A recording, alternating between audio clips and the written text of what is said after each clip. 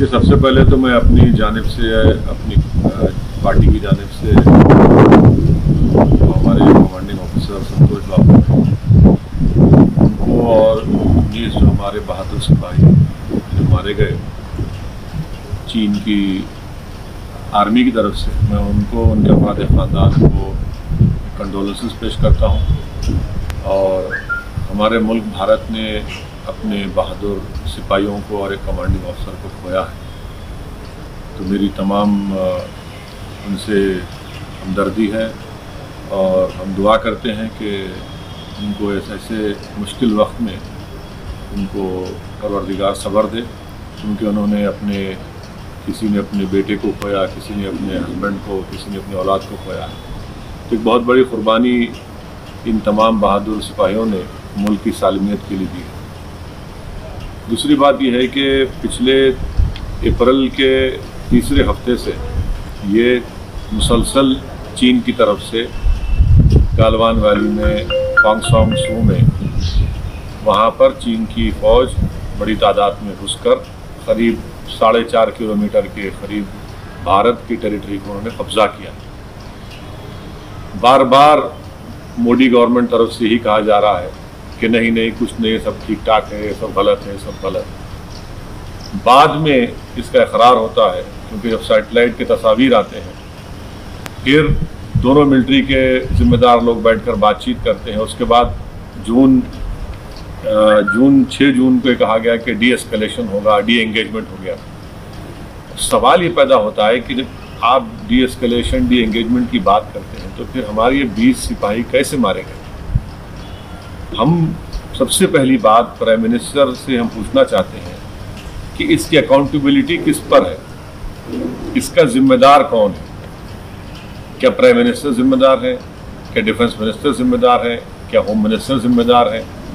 क्या NSA जिम्मेदार है या CDS जिम्मेदार है? आखिर इसकी अकाउंटेबिलिटी किस पर फिक्स होगी?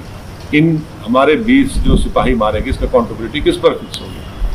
दूसरा ये कि इनकी जो जानें जा चुकी है, यकीनन इसका हुकूमत की तरफ से एक जवाब देना चाहिए, जिसको कहें कि एवेंज करना चाहिए। और उसका बेहतरीन तरीक़ा ये है कि चीन को हम हमारी टेरिटरी से उनको हटाएं।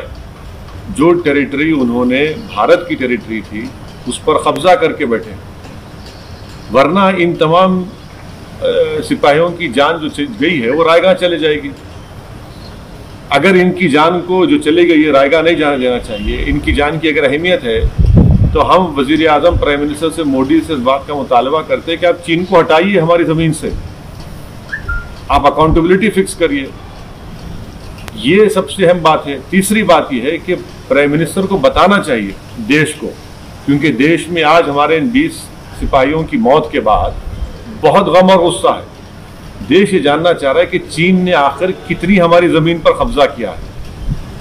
बताती क्यों नहीं सरकार ये? भाई डी एस्केलेशन, डी एंगेजमेंट हो रहा है, तो फिर आप कितनी ज़मीन पर चीन ने कब्जा किया?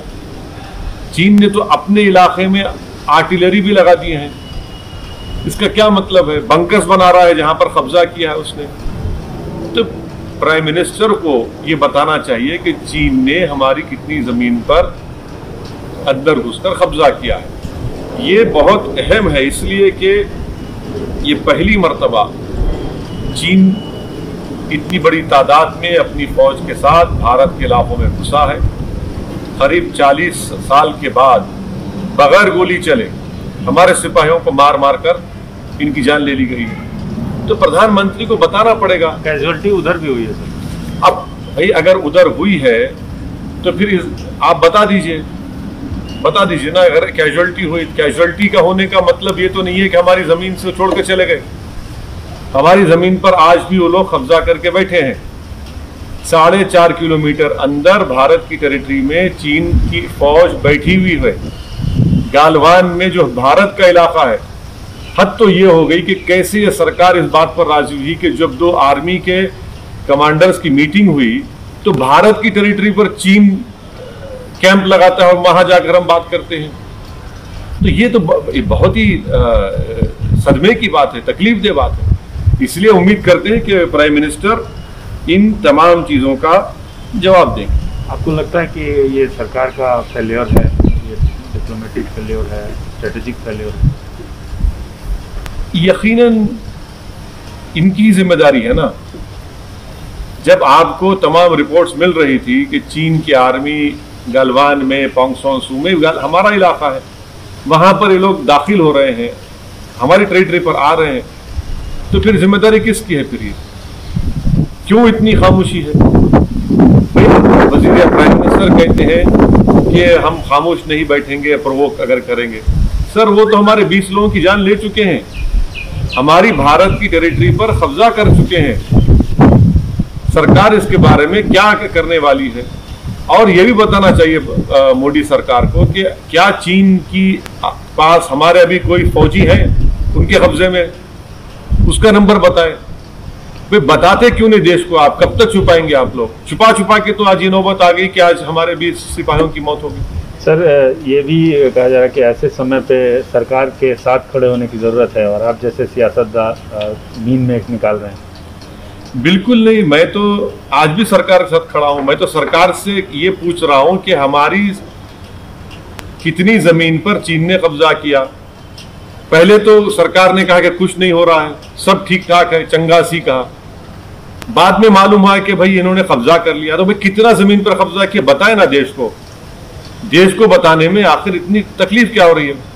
आप बताइए देश को कि चीन ने, यकीनन चीन ने हमारी टेरिटरी पर कब्जा किया है। गलवान जो हमारा इलाका है, पोंगसोन सू लेकर हमारा इलाका है, जहां पर चीन कभी नहीं आया, वहां पर चीन पहुंच चुका है। तो हम सरकार के साथ खड़े हैं, मगर इसका यह मतलब नहीं है कि कोई चीन की फौज पीएलए हमारी जमीन पर कब्जा कर ले और हम खामोश बैठे रहे, आंख बंद कर ले।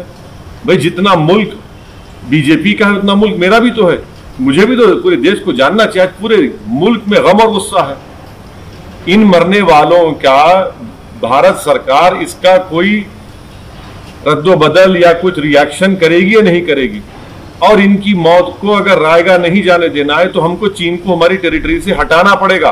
आपके हिसाब से क्या स्टेप लिए जाने चाहिए? भाई ये तो सरकार को बताना चाहिए अब तक क्या स्टेप लिए। ये स्टेप जरूर लेना चाहिए कि चीन जिस जमीन पर कब्जा कर चुका है उनको वहां से हटना चाहिए। चीन को 4.5 किलोमीटर हमारे टेरिटरी के अंदर चीन आकर कब्जा करा है। सरकार को ये काम करना चाहिए, चीन को वहां से हटना चाहिए। और इसकी अकाउंटेबिलिटी किस पर आयद होगी? कौन जिम्मेदार है इसका? ये जो 20 हमारे सिपाही मर गए, इसका अकाउंटेबिलिटी किस पर आएगी? किस पर जाकर रुकेगी? क्या वो भी अपोजिशन पे डाल देंगे आप?